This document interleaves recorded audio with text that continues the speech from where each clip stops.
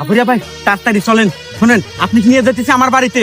এর আগেও মেলা কত সাপুরিয়া নিয়ে গেছি, কেউ ওই সাপ ধরে পারে নাই। ওই সাপ খালি আমার মুরগির ডিম একবারে খায়া সাদা বাজে ঢালে দেয়, আমরা একটু খাবার পারি না। কিন্তু আপনি তো নিয়ে যেতেছি মশাই, বুঝছেন? আপনি তো দিয়া সাইজ ভাই দিয়া তো মনে হইতেছে না যে আপনি সাপ ধরে পারবেন। এই মিয়া, এমনি কথা বলেন। আমি কি জন্মের পর সাপুরে আছি নাকি? আমার 14 গোষ্ঠীর সাপুরিয়া।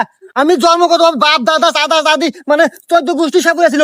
এই জন্মসূত্রে আমি সাপুরিয়া আছি। আমি চিঙ্কু সাপুরিয়া। এমনকি সাপ তো ধরা দূরে থাক, সাপ ধরে নিজের হাতে সাপের দাঁত আমি ছিনেই নেই। আচ্ছা চলেন দেখি, এই মাঠেই পরিচয় পাওয়া যাবে না আপনি আপনি কিরকম খালি সাপুরিয়া। বাড়ি পর্যন্ত নিয়ে নন, সাপের কাল্লা ধরে নিয়ে আসবো আমি। আসেন। আচ্ছা চলেন।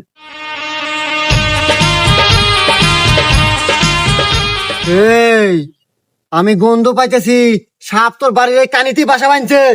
হেই, সাপুরিয়া এটা আমার বাড়ি বকে, এটা তো মকবল চাচার বাড়ি। আমার বাড়িতে এখন 1 কিলোমিটার থাকে। ওহো, ওই আমি 1 কিলোমিটার আগে থেকেই সাপের গন্ধ পাই। আয় তুই।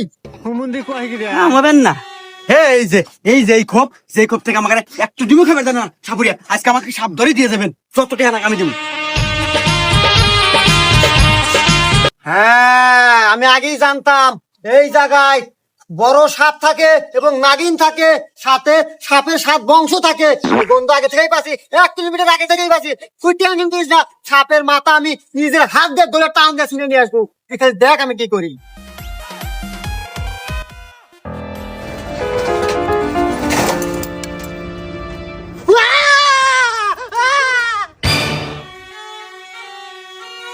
আমার 14 গোষ্ঠী সাপুরিয়া। আমি জন্মগত বাপ দাদা দাদা দাদি মানে 14 গোষ্ঠী সাপুরিয়া ছিল।